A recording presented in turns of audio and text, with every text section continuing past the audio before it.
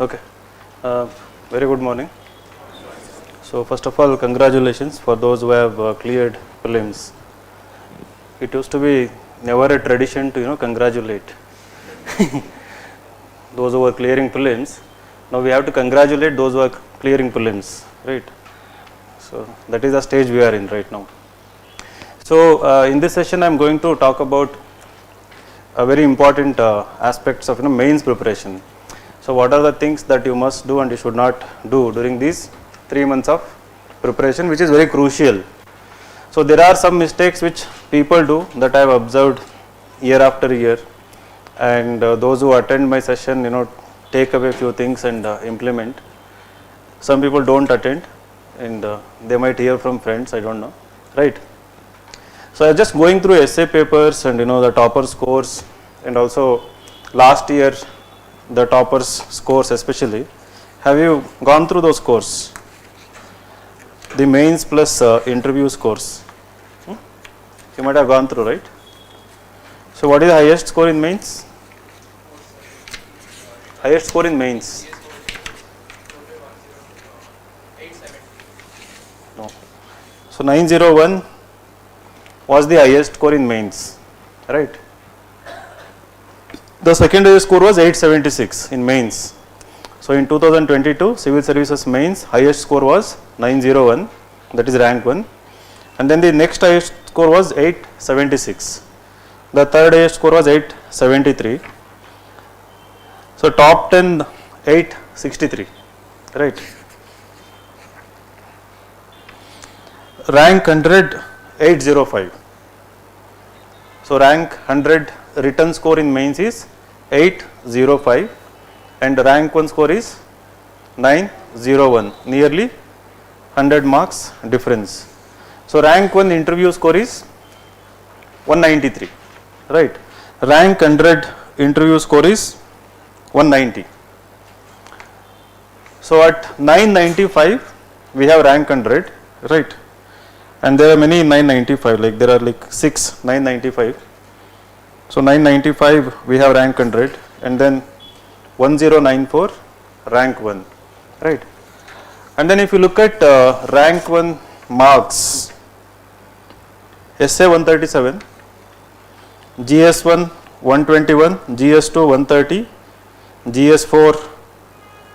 essay 137, GS1 121, GS2 130, GS3 88, GS4 112. The GS plus SS score is 588, right? This is important. 588 is the GS score, and then 313 is the optional score. Which is our optional? PSIR. So 313 is optional score and 588 is mains GS plus SS score. And then rank 2, it is interesting here, 601, 601, 601, 601, right? So 601 is the GS plus SS score, right? I think that is the highest this year as far as I could see. And 275 is optional score, right? So rank 2 is 601 in GS and optional is 275. So I will just take one more.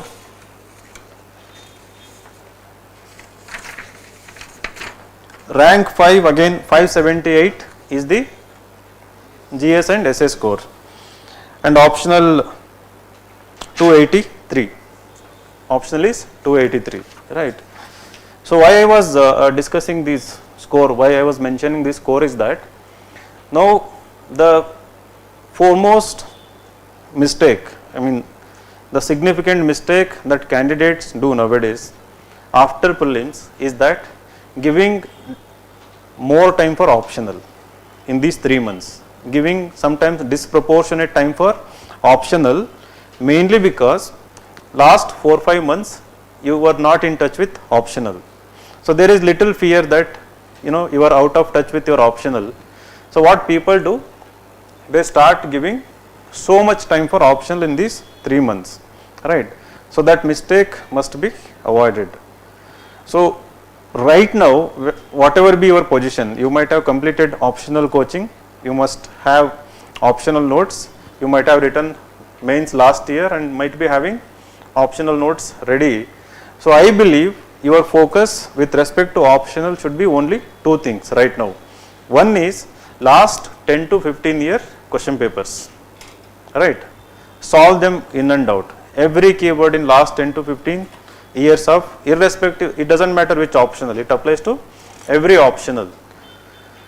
So if somebody is sitting out of interest for next attempt, it applies to you also. So 10 to 15 year optional papers, prepare notes, come model answers for all the questions without fail.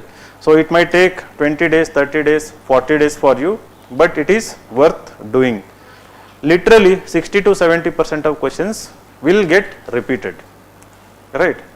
60 to 70% of, in some optional it goes to 80%, right?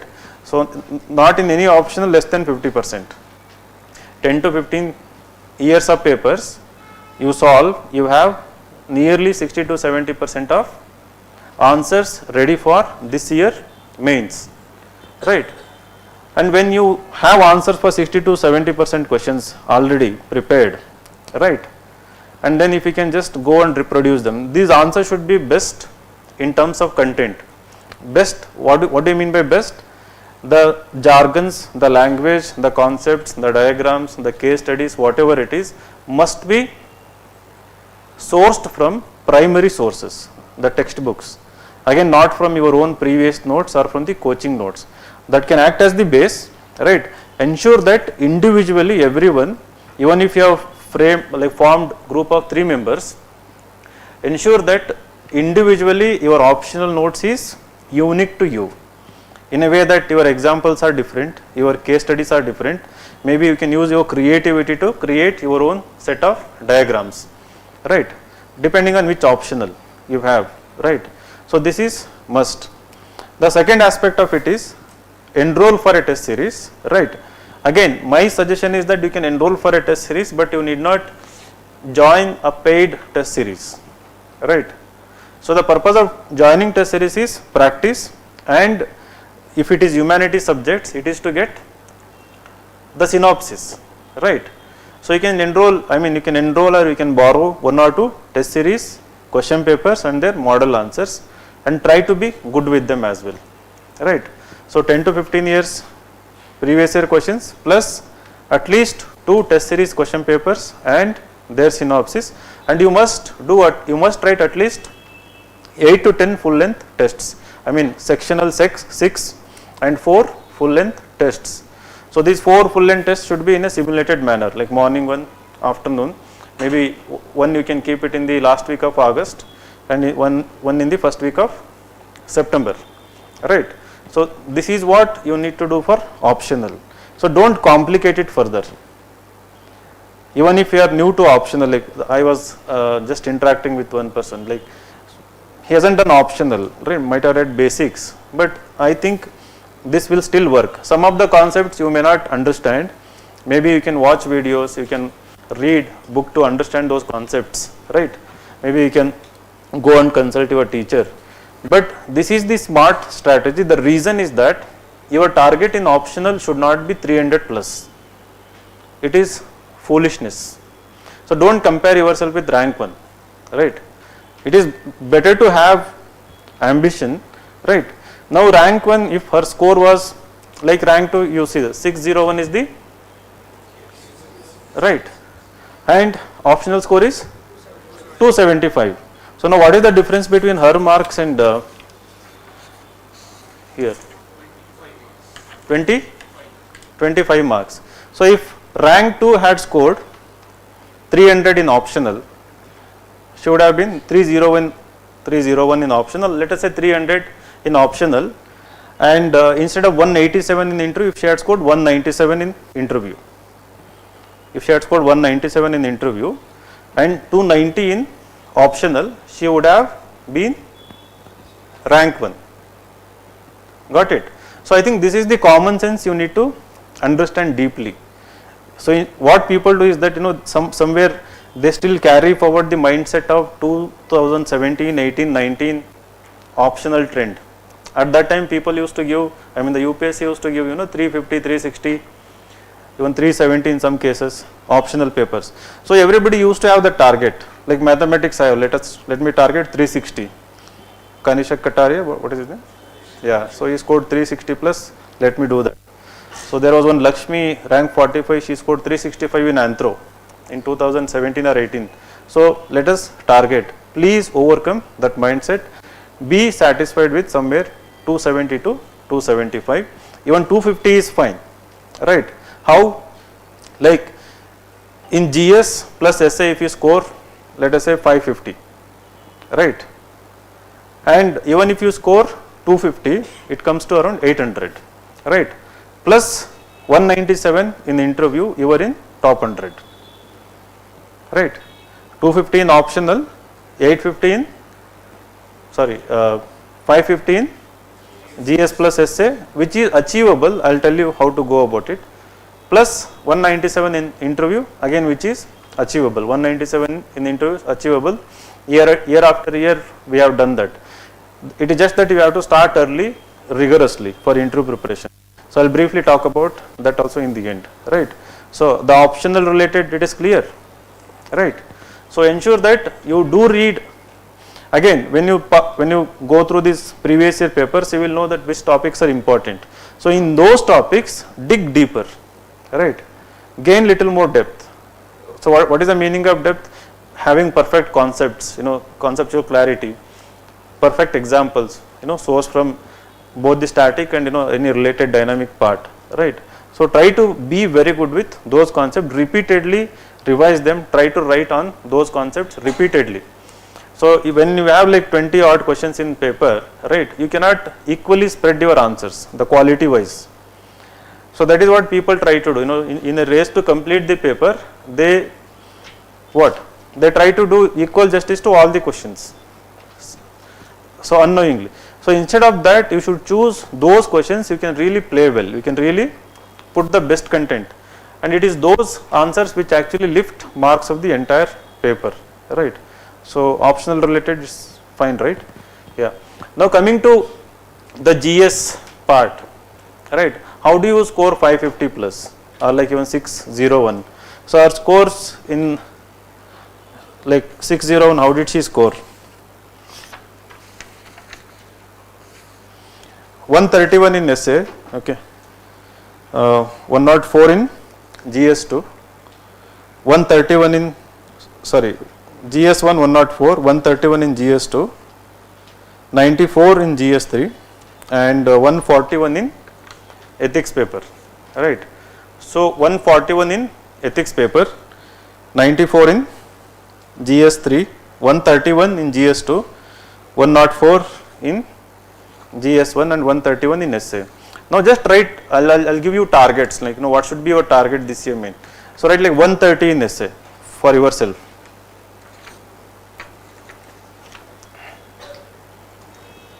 115 GS2, GS1, 115 GS1, 115, not 150, right. 120 GS2, 90 GS3, 130 GS4 ethics paper. So how much it comes to?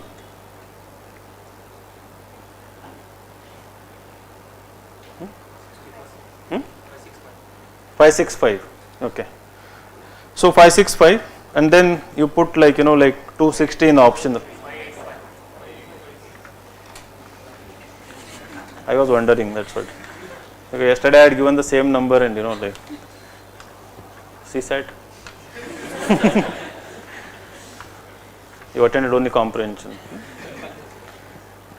So 585 plus 260 in optional.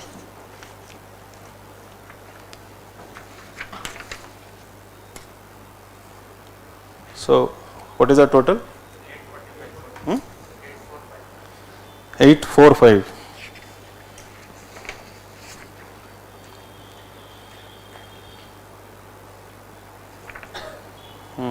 So rank 24 like Sandeep Kumar, 833 mains, 195 interview. 833 main score, 195 interview score, right? And rank 26, 843 plus 184, rank 26, right?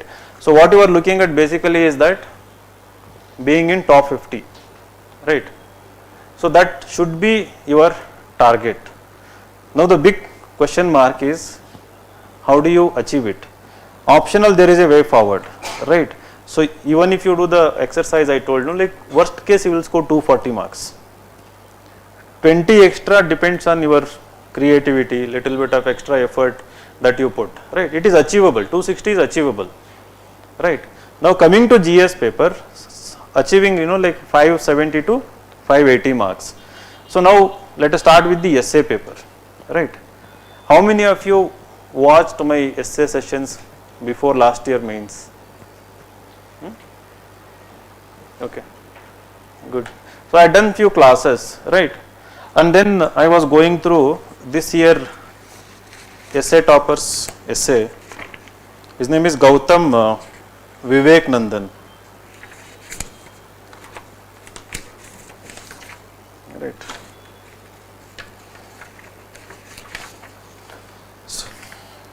So Gautam Vivek Nandan, I am sure he didn't attend my classes, right? So it doesn't matter. And the last year Avinash scored the second highest marks, so I used to guide him for the essays.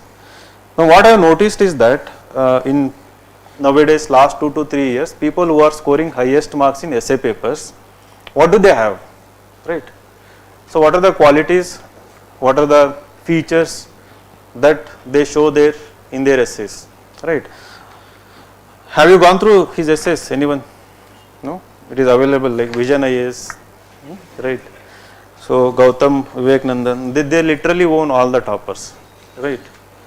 So I don't know like why do, like if 10,000 people write our main test series, then we will also have copies, right?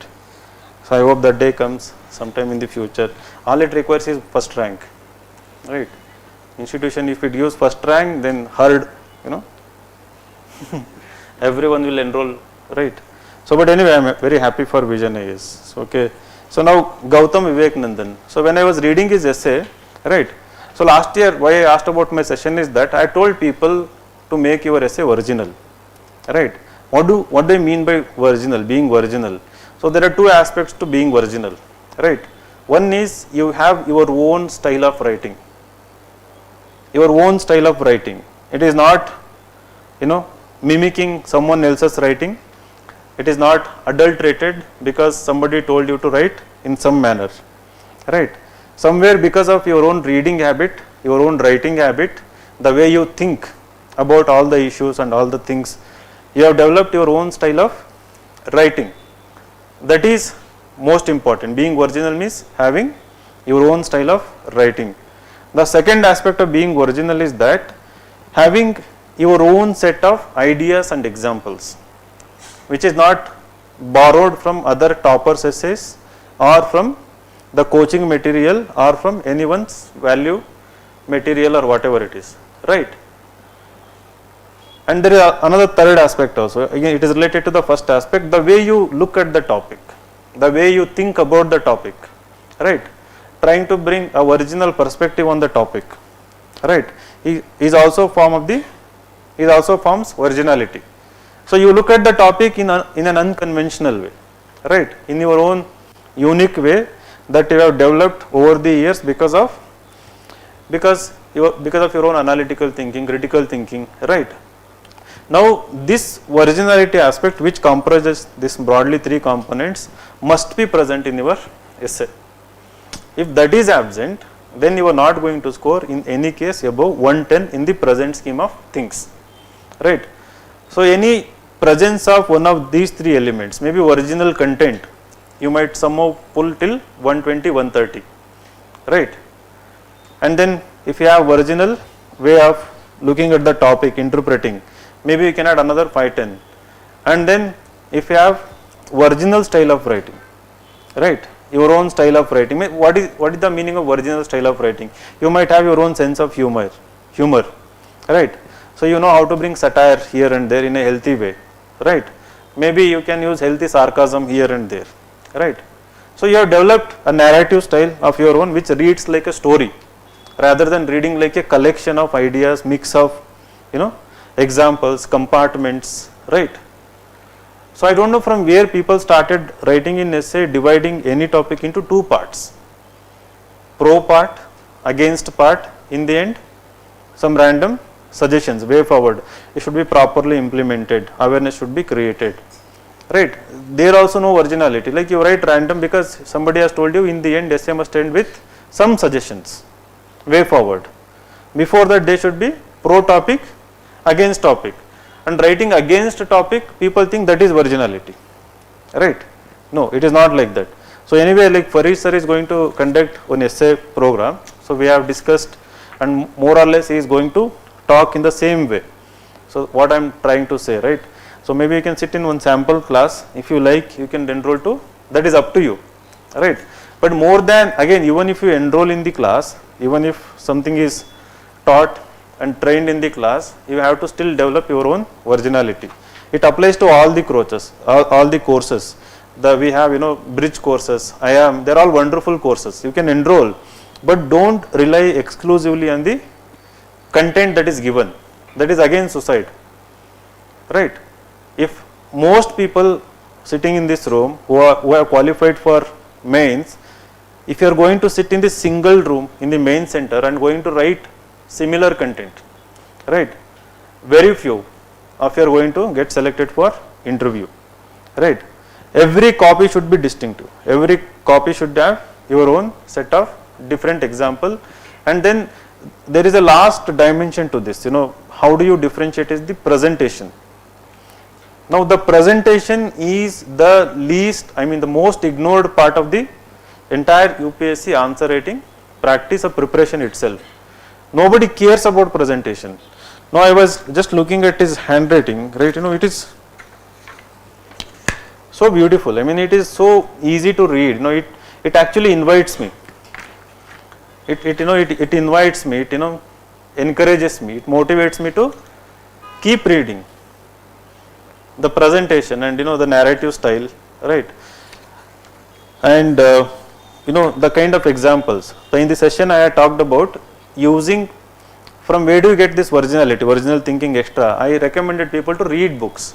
If you don't have time to read books, right? For every OGP orientation I have encouraged them to read fiction and non-fiction books, right? If you don't have time, you can read the summaries or you can listen to audiobooks, right? And there are podcasts, right? So I was going through his essay, second essay. There never, sorry, this is the first one, the happiness related, yeah. There is no path to happiness, happiness is the path, right? So he starts with Robert Frost poem, right? And then, he carries it forward. Anybody who has come for essay evaluation, I tell what people do is that they have memorized 5 quotes. They write the quote in the beginning and the quote and its author or whoever it is forgotten totally. They write it because they memorized it. They think it is very special, right? They write it and then introduction is different. So now he doesn't do that.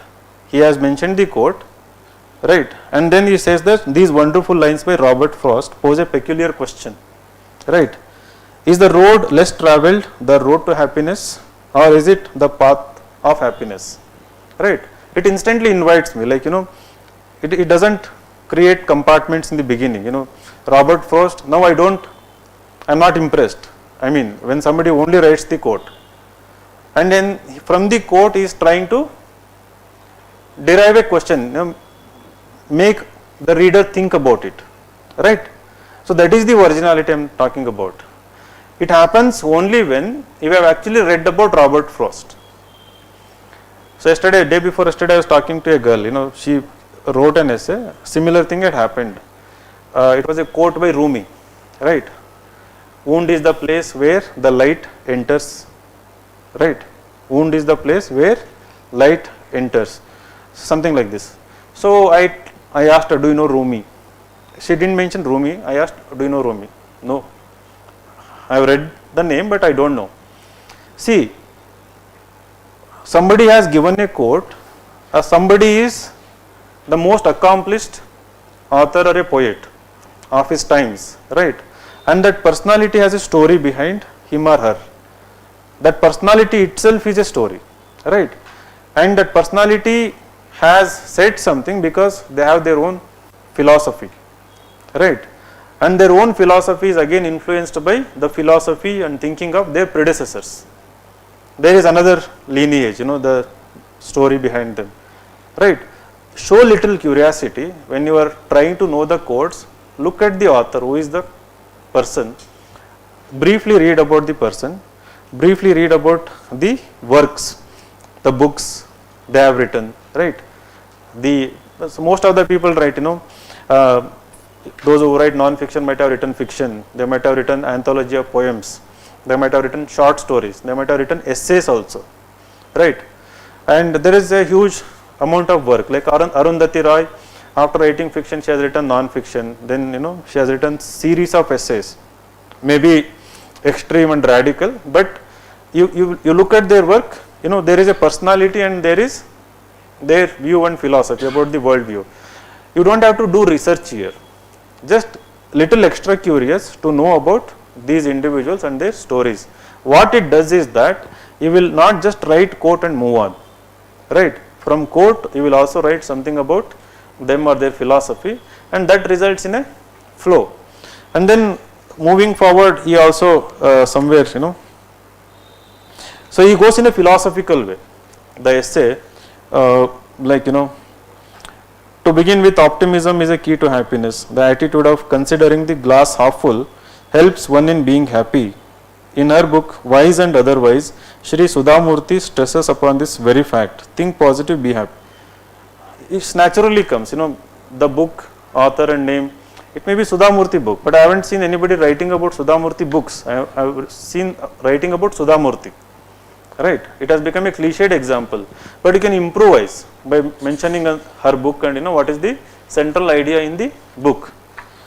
And in another, somewhat similar is the concept that Nobel Prize winner T.S. Eliot puts forth in Burnt Norton. According to him, finding happiness is like finding a still point in this continuously moving world. One needs to take a pause from mundane life, appreciate the beauty around, that will surely lead to happiness. Something related to mindfulness concept, but is bringing a novelist here, T.S. Eliot, and then quoting one of the concept of one of the philosophy of the author, and then making his own argument. You got it? So this is coming in a fluid way, in a coherent way. It is not organic way. So when I was reading, it was, as I told earlier, it was making me move from one paragraph to another paragraph without struggling, but with more interest.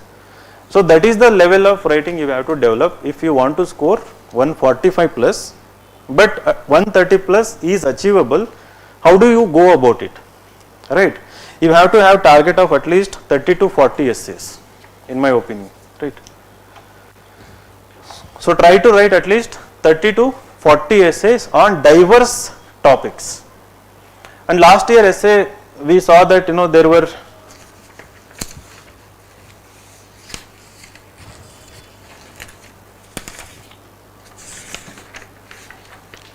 two sections, and section 1 was very interestingly designed. So do you remember the topics, section 1 topics?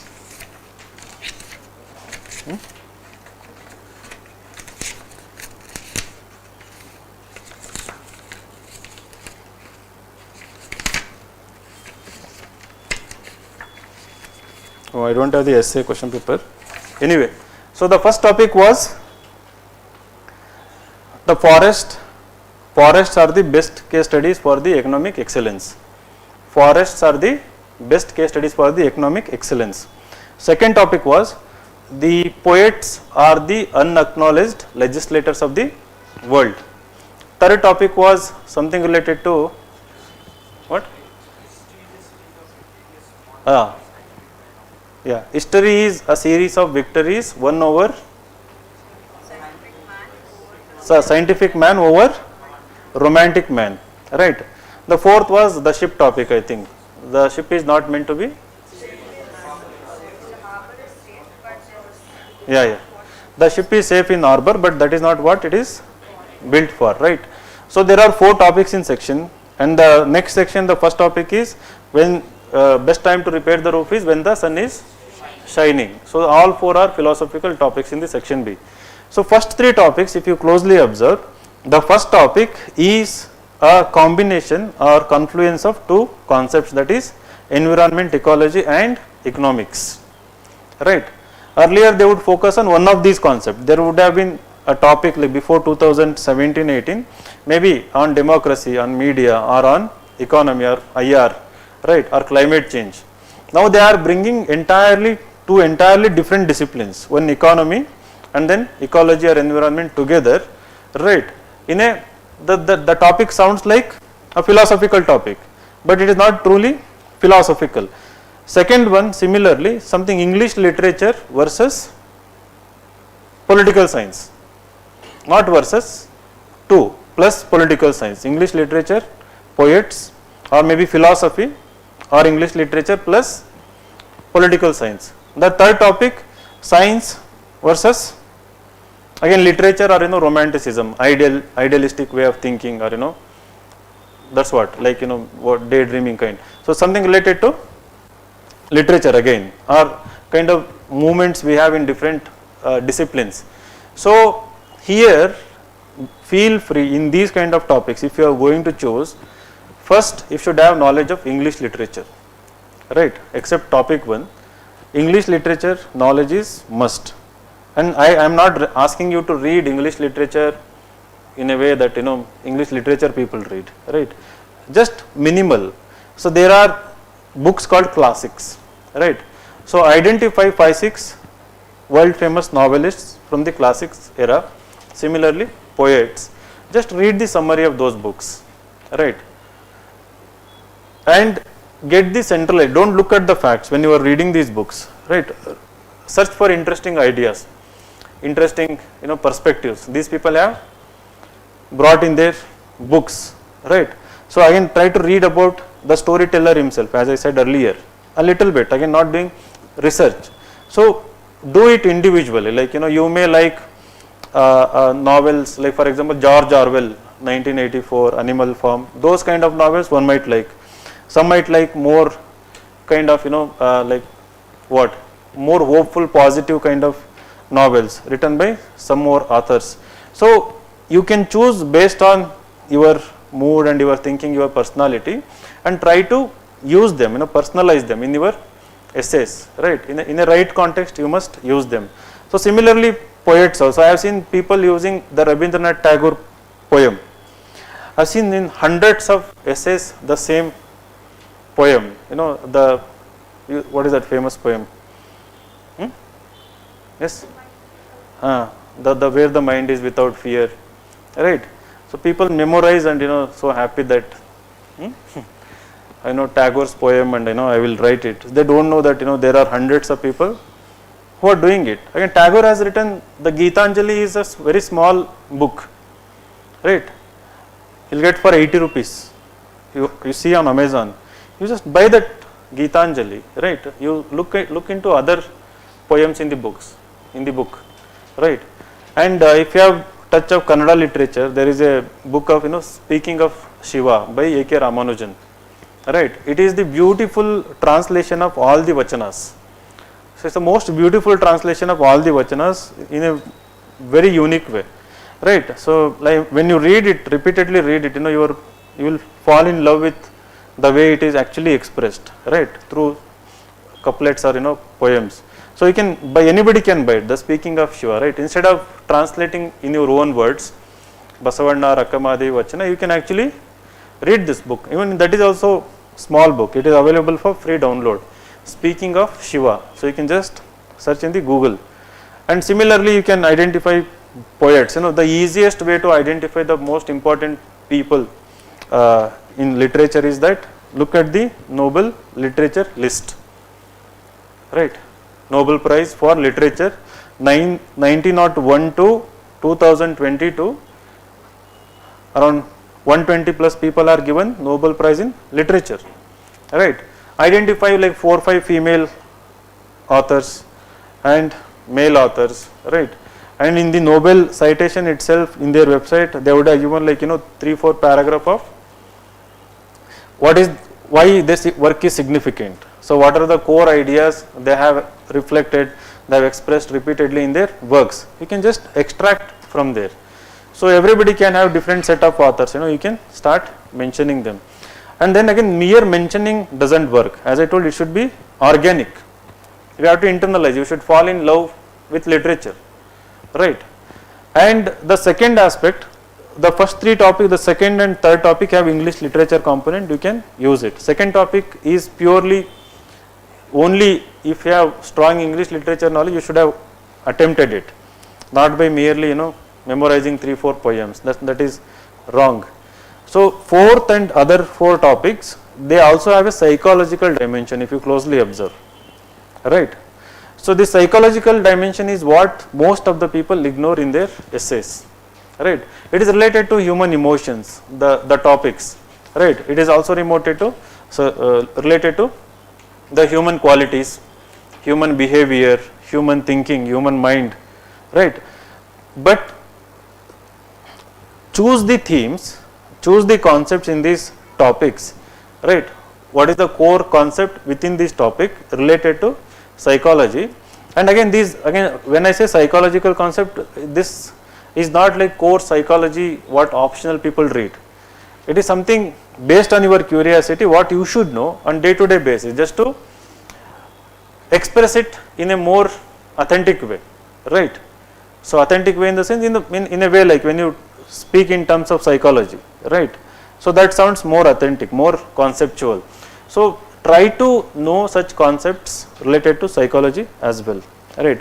And there are famous books in psychology also, which are written for general public. You can identify those books, what are the concepts. You don't have to litter everywhere. See, he has written like 2-3 authors in the entire essay. My suggestion is maximum 5, minimum 3, right? Like don't try to dump it again, because you know more. And in first essay what you have written, never repeat it in the second essay. And when you are writing 30 different essays as part of this process, so try to have different examples in every essay.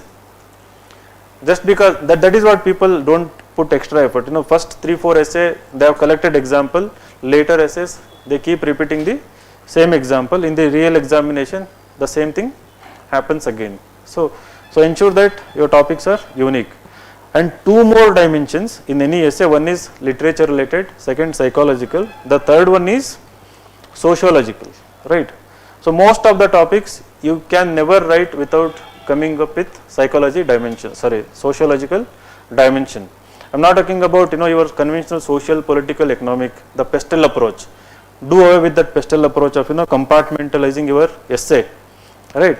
It should come in an organic way. You come up with an idea and then think of a evidence, illustration, substantiating it based on these 4 major aspects: literature, psychology, third one is sociology. Class 11, 12 sociology books are enough, right? Just go through them out of curiosity. And even the book on political theory, if at all you want to bring a political philosophy, that book is also wonderful. The concepts of freedom, justice, right? The way it is written in those books. The 4th dimension is philosophical, moral philosophy. So you don't have to do any extra effort here. If you are very good with your ethics syllabus, that itself will give you good content. So I have seen people not using any moral philosophers in the essays, right? So have a target of 1 or 2 English literature. Maybe it can be Indian authors also, so not strictly like Western authors, right? Indian authors in other languages. Like for example, we have Geetanjali Sharma, right? So who won Man Booker Prize for Dome of Sand, right? Geetanjali Sharma, right? Am I right or wrong? You don't know, right? She is an Hindi author, right? Graduated from Delhi University, Lady Shri Ram College, I think. She studied in English medium but chose to write in Hindi language, and she got world recognition because of her book, which got translated in English, right? Again, it mainly talks about the rural life in UP heartland. So I haven't read the book, I have heard little bit about it, right. So maybe you can go through such kind of Booker prizes also. Indian authors who have won Booker prize. You have what is his name? The tiger, white tiger. Huh? Arvind Adiga, yes. And then you have Anita Desai, right. Of course you have Arundhati Roy, and then you have Salman Rushdie also, right. There are good Indian authors who write in English, and you can look at their works. So again, their works are mostly related to Indian context, Indian society, Indian polity, Indian culture, right. You can derive some ideas from those books. So I don't see any of these books in any of the essays. At least people read it as part of the general knowledge. Which book won that year Booker prize, that's it, right. So show little curiosity. That is what the prelims is all about, I think, this year's. People who have curiosity, hunger for knowledge, right, and people who have accumulated vast amount of knowledge are able to clear prelims in the present scheme of things. So the moral philosophy, some 5 to 6 Western moral philosophers. It is easy for PSI or optional people, and to some extent sociology optional people, because they read some of these thinkers and philosophers, right. Use your optional knowledge liberally in your essay. That era when people used to say that don't use your optional knowledge is gone, but ensure that entire essay is not just related to one discipline of sociology or PSIR. Just to bring the diversity, if you can, as I told, add English literature, right, a little bit of moral philosophy and sociology dimension or psychological, when it is diverse, right, then your essay stands out. I mean, they won't judge you thinking that you are student of this optional and you have written like optional like essay or anything. So the diversity is important, and so that is what, like it's briefly about the essay paper. So you can write n number of essays. Next 3 months I am going to stay in Bangalore most of the times, right. Anybody who wants to get your essay evaluated, you can come to my cabin. Priority is given to those who are writing mains, right. So bring your essay, I will evaluate. I want to push everyone who comes to me brutally, ruthlessly to score 140 plus. No mercy here, right. Straightforward 20-30 if I don't see any of these elements. If I see the conventional examples, the same, right, the examples, right, Gandhi, Buddha, Mandela, Vivekananda, APJ Abdul Kalam, nothing bad with these people, right. I mean, you haven't done anything extra about them also. You are just using what you have studied in GS or what you have heard every day, right. Nothing extra about them. Angulimala story I keep reading about Buddha and why he left home. These are the 2 stories about Buddha. Nothing. I have one more story now and then, when he asks, go and bring, Sasive from the house where nobody has died. Some people write that story also. But how I know these stories is by reading essays, right. Mahatma Gandhi, like we know, like no comments. So Gandhi is one constant in all of the essays, right. And another way of just sounding original is that come out of a GS mindset while writing the essay, right. Don't unnecessarily force yourself to write. I don't see any kind of GS stuff in his essay, any 1857 revolt, any freedom fighters, any national movement related stuff, other than moving towards the environmental dimension, right. So if we achieve sustainable development, we will become happy, right. I don't see forcibly linking a GS concept to the topic. Got it? You do that because you are not able to think outside what you have studied all these years, right. And Sunday magazine of The Hindu, it is a very important source of knowledge for essay enrichment, right. The Sunday magazine, I am sure nobody reads here. Sunday magazine, like Sunday usually you don't read paper, even if you read only maybe any GS related, because the exam is GS. So all the book reviews, right, any articles about, some people write travel log, the place they have visited, the uniqueness about the top place. Some people write about theaters, movie review is there, book review is there. Some people write interesting, in the first page usually talks about in an interesting way, in a deep, thoughtful way about an issue. The front article is very detailed. It is written in an essay style actually. When you read that, for example, when I was preparing for the examination, I was fond of, there was one, I think Tunuku Varadarajan or somebody, like, I don't know, in India today he used to write brilliant articles, right? So very unique, very sharp style. And then P. Sainath. You might have heard P. Sainath. Everyone loves a good drought. It's a very famous book. Why governments, why bureaucrats love droughts to make money, right? So book related to that. P. Sainath used to write regularly columns for The Hindu. He used to be a rural editor, all the rural issues.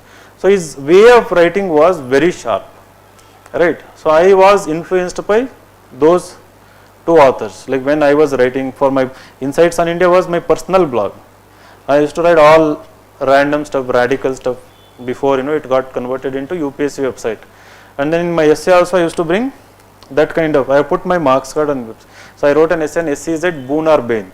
I said SEZ is bane. The very first paragraph I talked about SEZ is going to be bane, not boon. And in the entire essay I argued that why it is going to be bane in 2010, in 2000 CSE 2010, right? So I got I think 121 or something. So that year 124 was the highest marks in the essay paper. So people are afraid to take a stance. In interview it is expected you take a stance, show conviction, right? Start this with your essay. So no need to write, it is boon half essay, bane half essay, and how not to make it or boon or bane in the end. So it doesn't work anymore. Write it. And obvious example, just do away with them. The GS content don't ever bring into your essay. So this is largely about essay. Now coming to GS 1, 2, 3, right? GS 1, 2, 3 papers. Now we have seen that GS 2 people have scored 130 plus and GS 1 120 plus they have scored, and GS 3 very few people have scored 90 plus, right? So most of the even topper scores are ranging in the 75 to 90 range. Very few people, even rank 1 marks in GS 88, GS 3 is 88. So all India rank 5 has scored 102 in Mayur Hazarika. He's a doctor, right? I think somewhere I read he's from Assam and he's a doctor.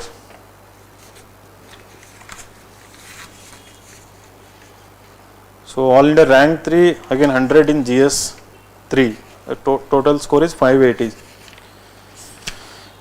Rank 497 in. So the top 5 if you see except rank 1 they have 90 plus score, 2 of them have 100 plus score in GS 3.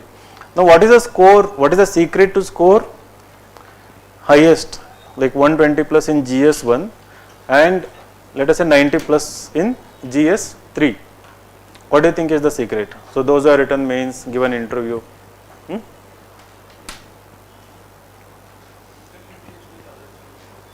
Interlinkage with other GS papers. Okay, good. That is one dimension. Yes. Good. Linking conclusion to current affairs. What is the secret in general question? Forget about GS 1 and 3. To score highest marks in GS 1, 2, 3, what is the one secret? Completing the paper. What? Addressing all the parts of the question. Okay. Yeah. Presentation. Very good. Creativity with diagrams and other things. I am expecting a simple answer. Huh? Very good. Content. Right. Content. So what I see is that when I look into GS paper, lack of ambition. Right. Lack of scale. Now that is actually rewarded nowadays. What do you mean by content? Content that is totally relevant to the demand of the question, as I said, addressing all parts of the question, but the content which is specific to the demand of the question. A person who is writing answer to that question, before writing the answer, knows that this is the content that must be written to this answer. They are not actually creating content in that moment. You are getting the difference? There are questions where you are not prepared for the demand of the question. You know about the concept, you know the relevant stuff, but the demand of the question is something else. For example,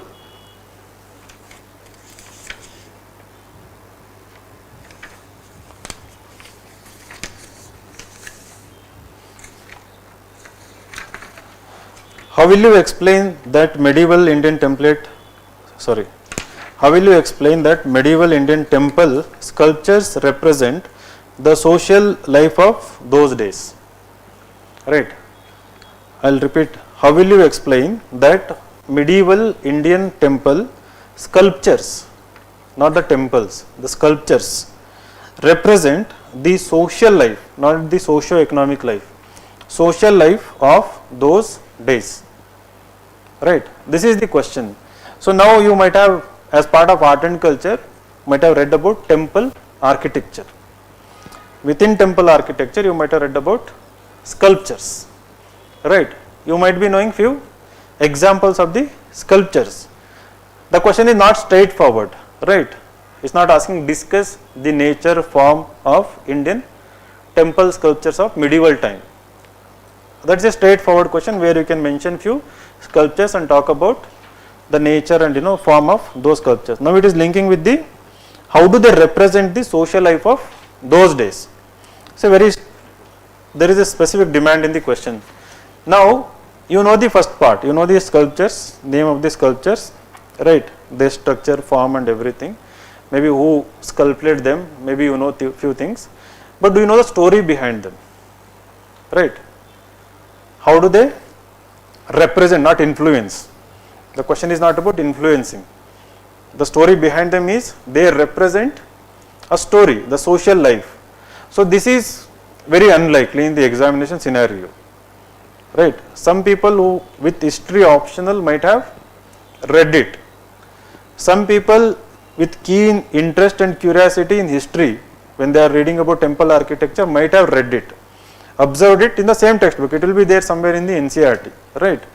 Now that is what I meant. In the examination hall, what people do is that they create an answer for the second part. Right. You synthesize based on common sense, based on your understanding, that may be exactly relevant, exactly as demanded by the evaluator. Right. Something which is there in the textbook or may not be relevant. Right. So now this is the game here. If you can write the way somebody curious in history or read optional history, write the exact answer, what specific aspects of social life a specific sculpture is representing. Right. So social life can be a Devdasi system at that time. Right.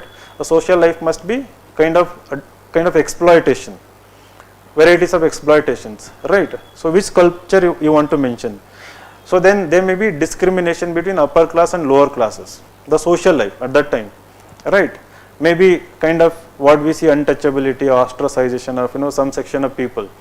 That may be the way animal and human relationships exist in that social milieu or context, how it is represented in certain sculptures. And the wealth, I mean the finest carving requires the most investment. Right. If you see that when the empires were not rich, the carving was not rich, or the temples were not rich in terms of their features. Right. It requires hiring so many sculptors and temple builders and planners and to bring the materials, to buy the material. So the Brihadeshwara temple. So I don't know, I am just based on common sense I am arguing here. But all these points require specific examples. Under which empire in medieval times, right? Which temple and which sculpture.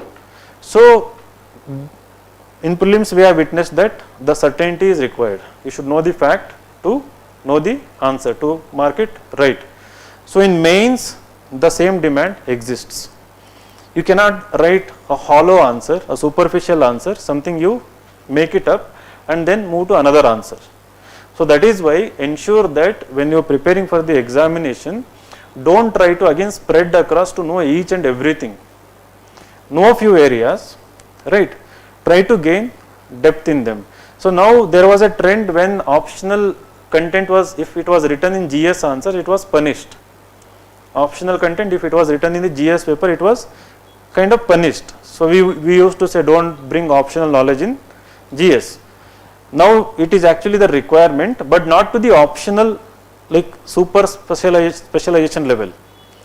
To certain extent, maybe let us say like 60-70% of what you would write in an optional answer. So that is the demand, and that is the reason I am seeing law students, PSIR students, public administration students scoring high marks in paper 2. Last 3 years, you see that. Like Tina Dabi, when she wrote, she scored 84 in GS2, right, with PSIR optional. And later we started seeing the reversal of the trend. History optional people, geography optional, they score very, very well in paper 1, right. And law, as I said, PSIR student, they score very well in paper 2. But paper 3, again, I can make a link here. I mean, paper 3, why people are scoring low marks is because of 2 reasons. One, again, in SNT related questions plus security related questions, these 2 are the most ignored parts as part of the preparation. People are good with economy, agriculture, environment part. These are overlapping with the prelims and they have given more weightage for them, and you know about them. You know the concepts in economy, you know the graphs, you know the diagrams, you know the charts, you know the numbers, data. So somewhere you are able to impress. But again, that also requires perfect conceptual clarity. Like if they ask how GDP is calculated, you know about GDP. But suddenly they ask how it is calculated or computed now compared to a decade ago, right? So there is a comparison. So you have to kind of go back in time and see what was the older version of it and the newer version of it, how the concept itself has evolved, again based on the curiosity. The most of the questions are set in that manner only, right? Your ability to apply what you know in what you call like temporal and spatial way. So if you are able to do that, you are able to score marks. So if you specifically build your knowledge in SNT section plus security issues, the second part of the syllabus of GS3, you are going to score 90 plus. This is my observation. People with strong science and technology knowledge have scored 90 plus in paper 3. You can verify this. You can verify. So I have seen that. Well, because I had the unique advantage of doing mock interviews of more than 600 candidates, right? I have seen students with deep interest in these 2 aspects have scored 90 plus.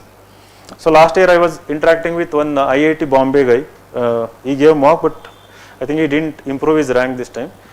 So he had scored 105 in paper 3, right? So in mock interview he was doing great in SNT questions, and IIT had done masters also, I think. So anything related to, he had put hobby related to all these science stuff, space, artificial intelligence and others. So the knowledge was deep, right? I am sure he would have written exact answer in this Hubble space, I think. What was the question? James Webb.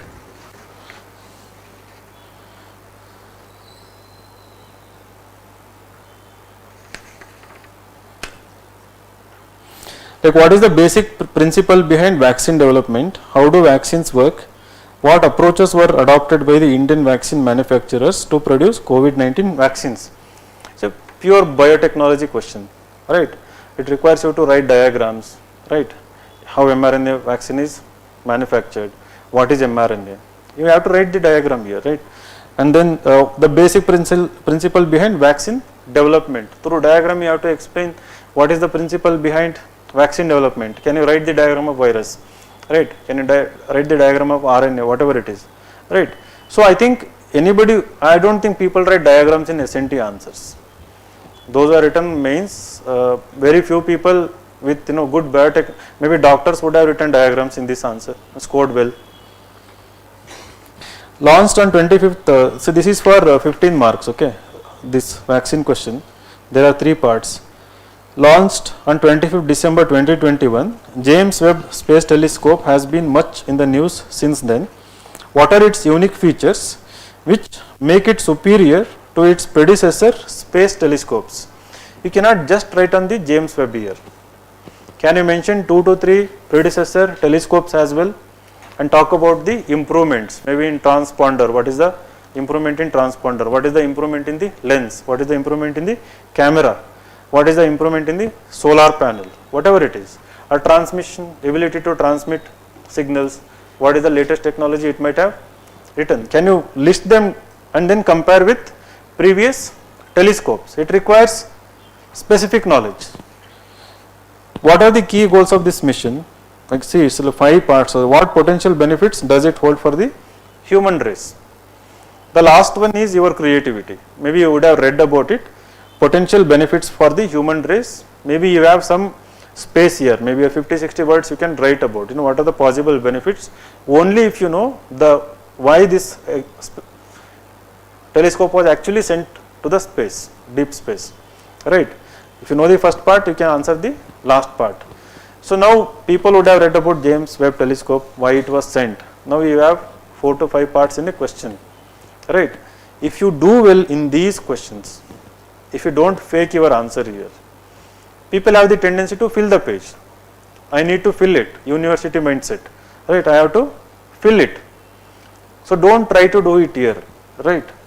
If you know specific answer, you write. If you know only 2 parts of this answer, exactly you write only those 2 parts.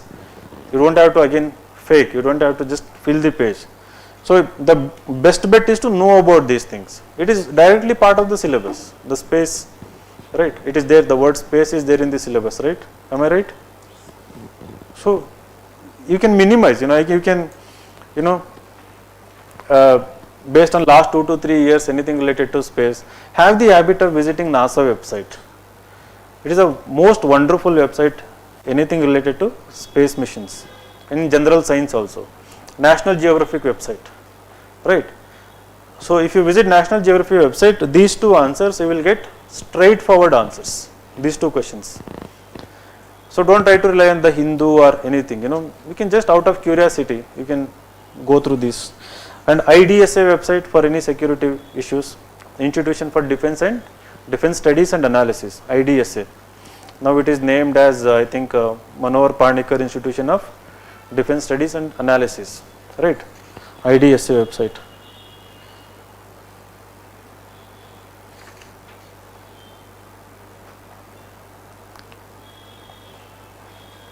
And climate change is always a favorite topic. Discuss global warming and mention its effects on the global climate. Explain the control measures to bring down the level of greenhouse gases which cause global warming in the light of the Kyoto Protocol 97. So you know the Paris climate, latest Montreal Protocol, that what is that another one? Kunming Protocol and all. But can you know the history also, background, how it evolved? Before 97, you can go to 1970s. That you must be knowing that, what is that? The Silent Spring, Rachel Carson, Silent Spring. I've heard about it. Right. So from there the debate started. In Silent Spring, Rachel Carson talks about the negative impact of DDT. From there, this environment consciousness is created all around the world, and it leads to series of global conventions and protocols and treaties related to environment. So if you visit the BBC website environment section, you will see such kind of stories, influential people who actually kindled or resulted, initiated, pioneered such kind of movements. So maybe you can write it in the introduction, maybe you can write it in somewhere in the body. So this extra effort is required to differentiate your answer from the crowd, right. So be specific here. And agriculture related concepts, focus on the concepts, not on the fact. So they are asking upstream and downstream process of marketing.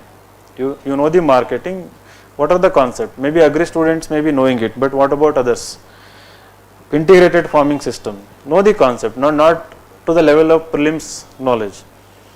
Try to know 10 points.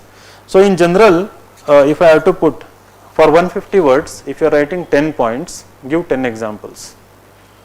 Right? In 150 words, if you are writing 10 point, that is what I meant by scale and ambition. Right? 10 points. Without writing 10 points, even if it takes 2-3 extra minutes, don't move to another question in the beginning when you start the test series. Right? For 15 marker, if you are writing 15 points, be ambitious to write 15 examples. Examples are what? Substantiation. You are substantiating whatever point you are writing. Right? So are the value addition, the content, the justification part. So that is missing. People write points. If they are writing 10 point, I see on an average maximum 4 examples in most cases. Right? If you go back and see last year topper first rank copy and this year first rank copy, right, you will see that the amount of examples they write is huge.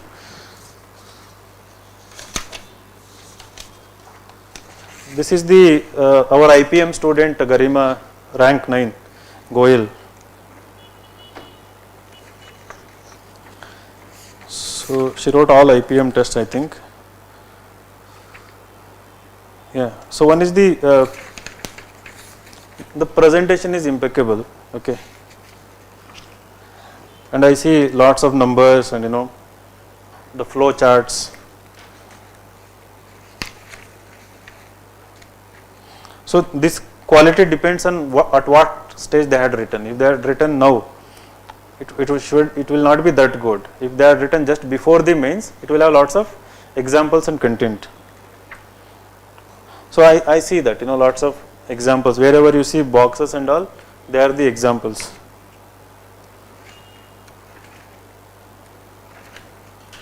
So you can download, especially for example, she has written like securing through crisis, COVID crisis, 28.9%, like downgrading GDP by 2020, and she has written lots of numbers, right, in the introduction, in the body.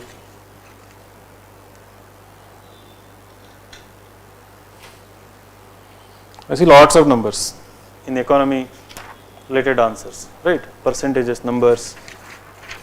So it is not coincidence that these people are able to score highest marks in paper 1, 2, 3, GS 1, 2, 3. So it is that somehow they had better guidance or something, like they knew what they were writing in their answers, right? They knew the numbers, they knew so put extra effort. And I cannot emphasize the fact that, right, it is very unlikely that you are again going to clear prelims next year, right? You know that, right? It is very unlikely that you are again going to clear prelims next year. So how many days you have for mains now? 90? 93, right? So you have 90 days. Entire Indian polity you can revise in 3 days.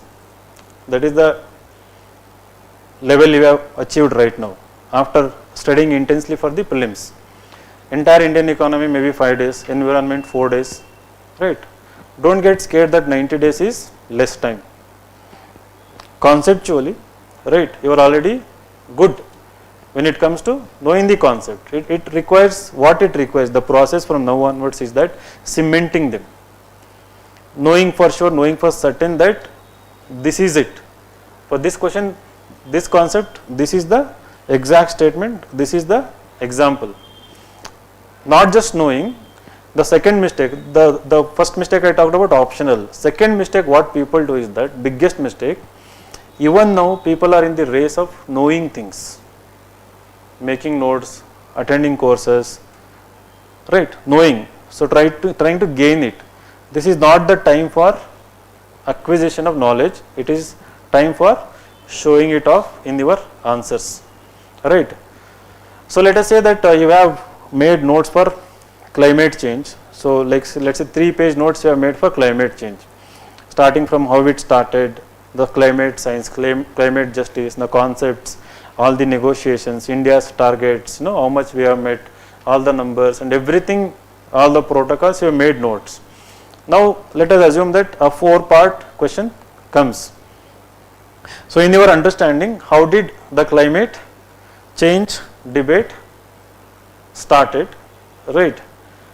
What are the pivotal moments in the last 4 decades that created a large awareness about climate change? What is the science, how the science of climate change has evolved over the period of 3 to 4 decades, right? And what is our present understanding, something like this. Let us say it has like 3 to 4 broad parts which is there in your notes, right? 80% of what is there in your note should be there in this answer. Exactly. Whatever numbers, diagrams, names and everything you have written, 80% minimum of it should be there. In the real exam that doesn't happen, it is somewhere around 30 to 40%. People have difficulty to recall exactly what is there in the note because the question is not directly related to what is there in your notes. It is asking you to apply it, extrapolate it, right? Or go back in time and link it with some other concept, as you were saying rightly, link it with another discipline, another subject from another paper, right? So can you synthesize an answer based on what you already know and put things specifically? So that is why it is important to write more number of tests in this period of 90 days, right? We have 28 test series for all the OGP students. We are giving free I will test series, right? So we are not promised it, but we are giving it. I want first rank somehow.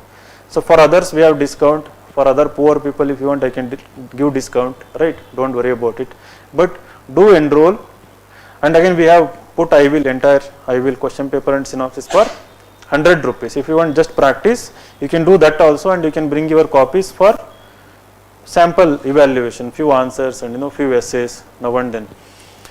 But do write minimum 20 tests, minimum 20 tests. So writing 28 combined GS 1, 2, 3, 4 plus essay will definitely help you a lot. The objective of writing these tests is not mechanical practice, to improve your speed, right? Speed will naturally improve when you write all the 28 tests. By the time you are at the 20th test, you will be writing 18 answers. I will guarantee it and promise it, right? Of course, your content should be good. You should know the things. So that is that directly results in the improvement of speed. And then regarding your energy and movement and all, it will naturally happen because of the repeated practice. But if you don't have knowledge, you cannot improve the speed. So simultaneously you should work on the knowledge component, but more focus should be on the objective of these tests is to write being more ambitious from one test to another test. So the answer you have written in test 1, right, and the answer you have written in this, let's say test 4 or 5 should be the improved version of the what you have written in the test 1. So you should compare and analyze your own answers, right? You can take the help of your mentors and you can compare with the previous toppers as well. And when you look at rank 1 copies, try to beat them, not mimic them, and meet their standard. Because every year somebody, like the first rank girl, I think she has done honors in economics, right, and has done PSIR for 3 to 4 years, rigorous coaching, and when you have good knowledge of economy, and then when you have good knowledge of GS, when you have good knowledge of political science, so they end up scoring such a high marks, right? Again, it is not about the knowledge here. That's what, showing that knowledge on the paper, that is the biggest challenge. So if possible, take extra effort also, pick up daily 5 to 10 questions, random questions, right, which are more important, and then try to write only the examples, right? What is the numbers I can write, what are the data, what is the language I can use, what is the concept I can use in the introduction, what is the current affairs I can use in the introduction, right? So you can watch my previous videos about how to write better introduction. The introduction is not definition. GS answers, your introduction is not definition of what is asked in the question. So don't directly start, the GDP is defined, something like this. So write a broad line about like if, for example, there are 4 parts in the vaccine question. So you cannot start by vaccine is defined as something. When you have 4 parts, your introduction should be broad. So what could be the better introduction in that kind of question? So 2 way of writing introduction. One, you can give brief background about it, right, if you know the story or something. Second, which is advisable, is the writing the significance of the question, the topic in the question, in the introduction itself, right. So you can broadly write about the significance of vaccine. You can give a number. For example, if vaccine was not invented, how many millions of people would have died all around the world? There may be another reverse data. Because of vaccine, since Edward Jenner, when did he invent it? 19 not some, the first decade of I think 20th century maybe, right. So since then, how many lives have been saved because of the vaccine? You can give a powerful number or something, right. You are not defining, you are giving a context here. So try to come up with that kind of introductions depending on the questions. So the moment they read introduction, they know that your thinking is broad, deep, rather than obvious, right. Obvious thing is to define. It's very easy thing to do. Don't start with anything that is easy to do, right. And coming to ethics, the last part of this thing. Now, if you have seen the last 3 years case studies, right, almost every case study looks familiar, right. So all the 6 case studies, in a way, definitely they have different demand, but at least on the surface they look similar. When you start writing, again, it's difficult to think totally different in each of these case studies. The course of action they demand is something similar nowadays. So if you want to score like 130 plus in ethics, section A is the key. Section A questions are not similar sounding, so they are different from question 1 to 13. There are 13 questions, right. So they are all different. So do value addition for these 13 questions.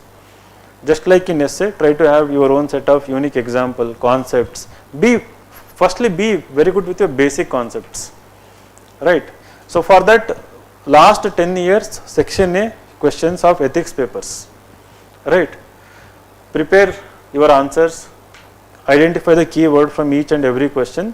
For those concepts, I have seen that there 30-40% questions are repeated in section A of ethics from last 10 years, 2013 to 2022. So if you are perfect with that, you already know nearly 40% of the questions and answers, right. So try to create your own unique answer for them. And the quote based questions are the game changer in section A, right. So people write very boring, very obvious answers in quote based questions. Like example,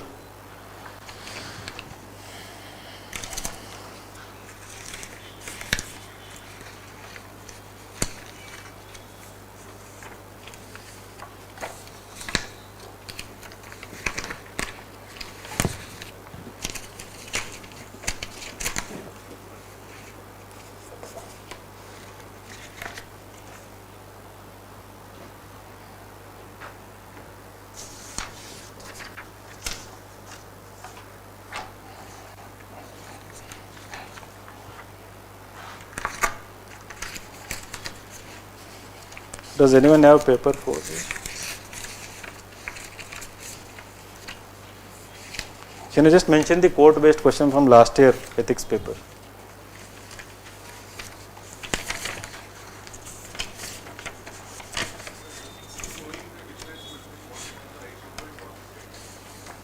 Ethics is the okay. It's a quote given by whom? Okay. So what is the other quote? If a country is to be corruption free and become a nation of beautiful minds, I strongly feel there are 3 key societal members who can make a difference. They are the father, the mother and the teacher, by Abdul Kalam. Okay. The first one, who is the author? Potter Stewart. Potter Stewart. Who is he? I don't know about him. Potter Stewart. ಇದೆಂಗೆ exit ಆಗೋದು? Hello ಇದು exit ಆಗೋದು ಹೆಂಗೆ? I'm just curious, I want to know who is Potter Stewart. POTTR, right?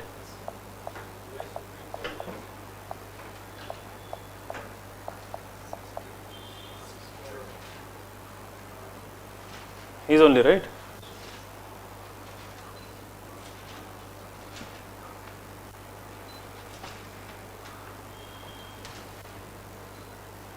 He was an American lawyer and judge who served as an associate justice of the US Supreme Court from 58 to 19. During his tenure, he made major contribution to criminal justice reform, civil rights, access to the courts, and Fourth Amendment jurisprudence. Okay, so graduated from Yale Law School. So we have a minister who graduated from Yale. You know, we have a minister who graduated from Yale. You don't know. Okay, so that is this thing.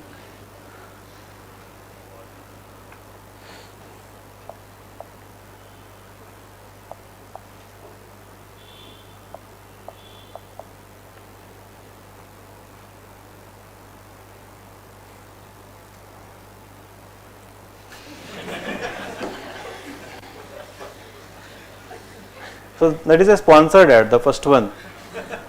So sponsored ad, you pay money, Google puts it on the number 1. So that is the reason I wrote Google will become redundant in few years. ChatGPT will take over. You cannot pay ChatGPT and get the sponsored ad. ChatGPT loves insights. If you search anything, because it is authentic. That is. Yeah.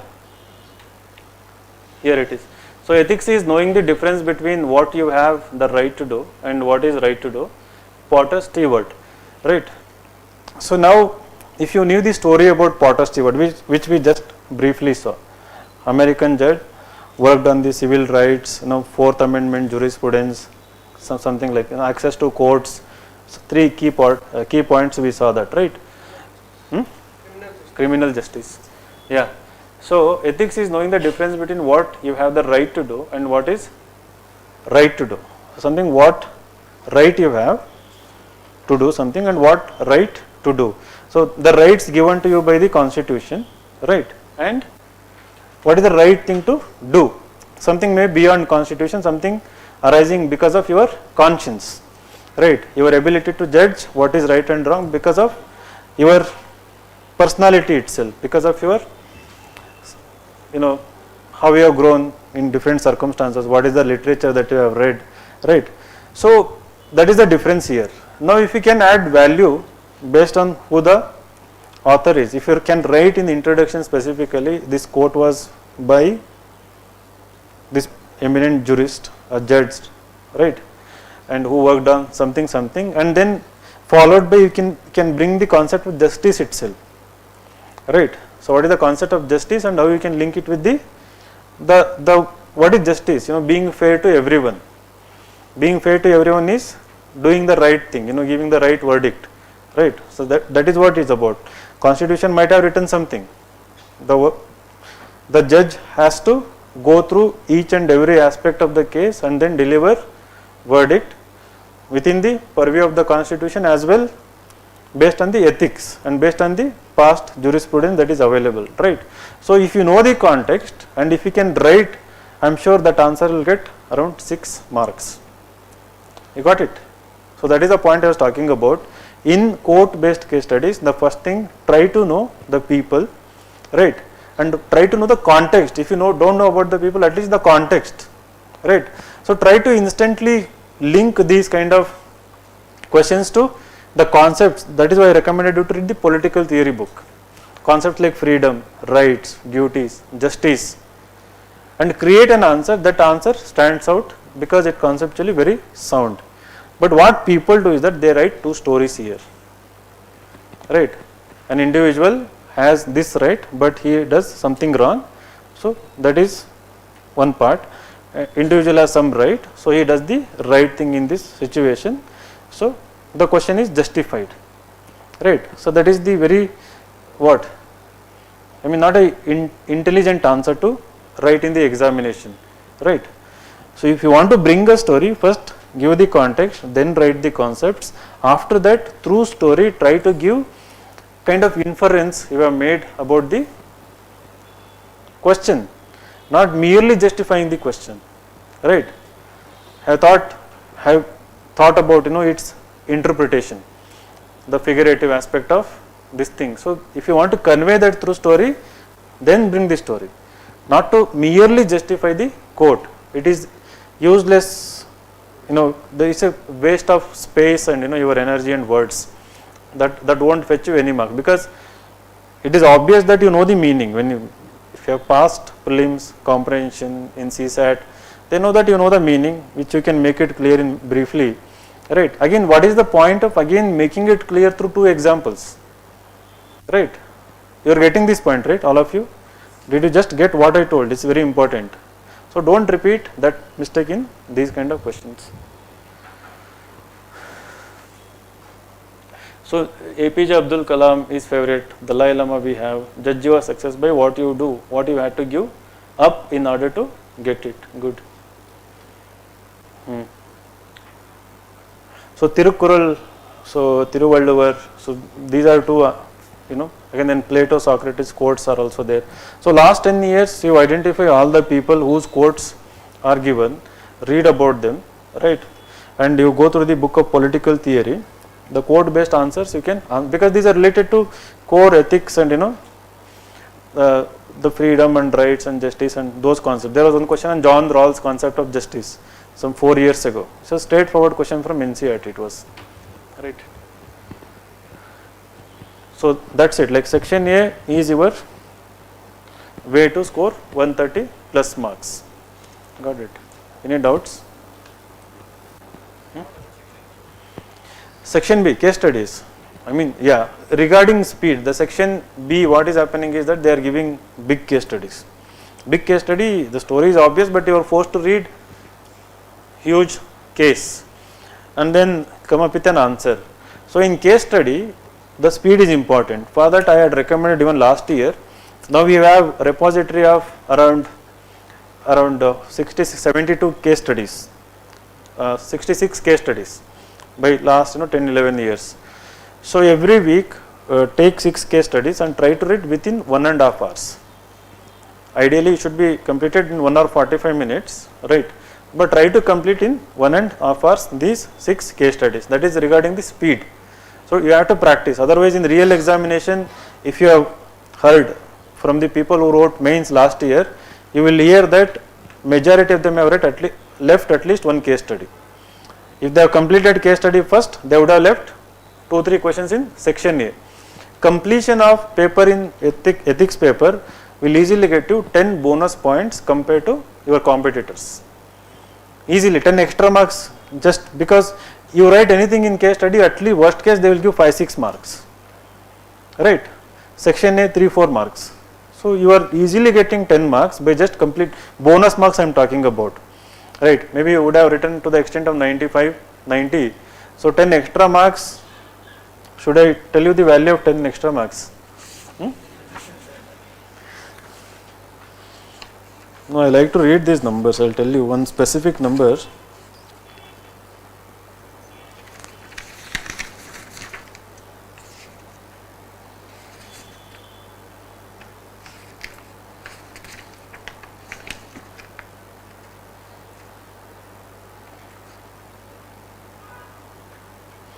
So I think 960, like 1, 2, 3, 4.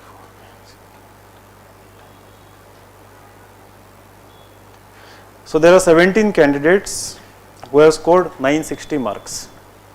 17 candidates, 17, who have scored 960.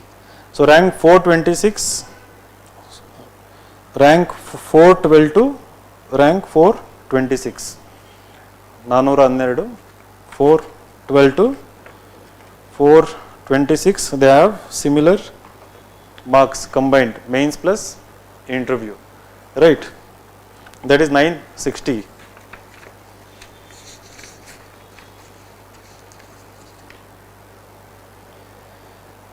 So rank 292 is 970. Rank 292 is 972. Rank 292 to rank 412. 10 marks difference. How many? What is the difference? 292, 412. 120. Right. Now on an average for every mark you have 10 ranks. So if you are missing 10 marks, you are 100 ranks behind your next topper. 20 marks, 200, 30 marks, 300 ranks, 40 marks, 400, 50 marks, 500 general category out of the list. 50 marks in general category, if you have scored less, it can be in interview. Instead of 190 you might score 140 out of the list, right? Maybe from each GS paper, maybe incompletion of paper, not value addition, you might miss 10 marks each in all the GS papers, you are out of the list, right? That is why I brought this list. I wanted to make a point because every mark is important in this examination. You have to fight for each and every single mark every day, every minute when you are preparing for these 90 days, which you know the importance. Again, I don't have to repeat. You will not clear prelims next year, right? So you know the importance of these 90 days. So when you know the importance of 90 days and it is your golden moment, golden chance to get a rank, it is easy actually. Easy in the sense that strategy wise, focus wise, it is easy to get it. But the efforts you have to put should be double the efforts of whatever you have put so far.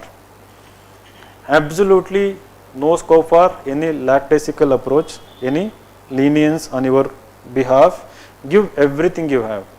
Build solid content, show that solid content in your answers, right?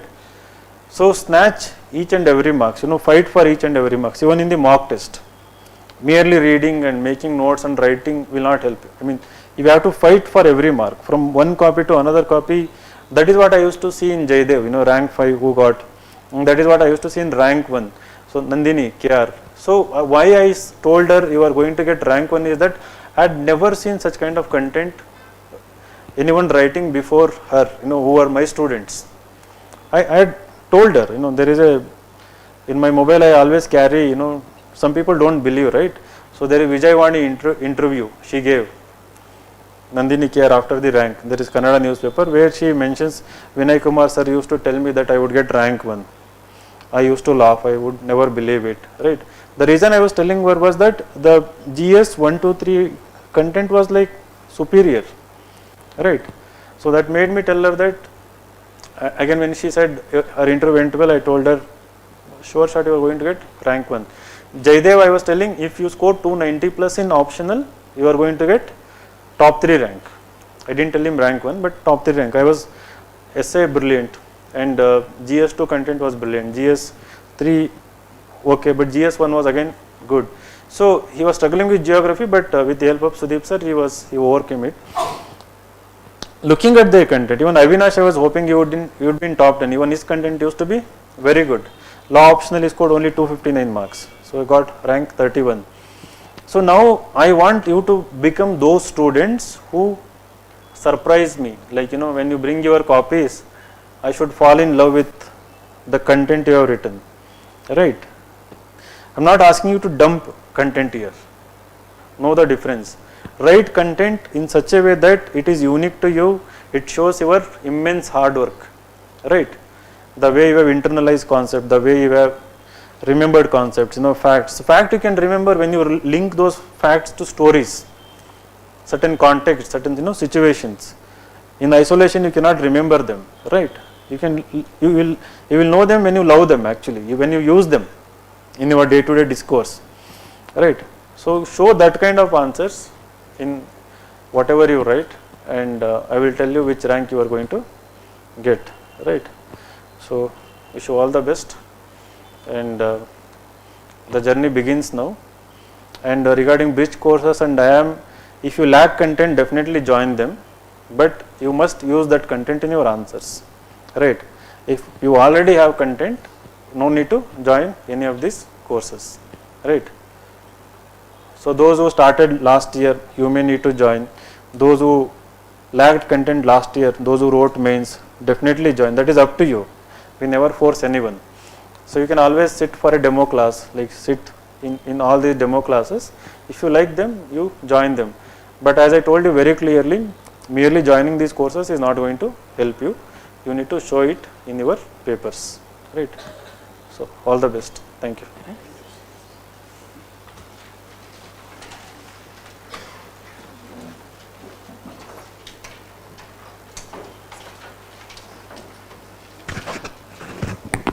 Did I miss anything? Like, satisfied?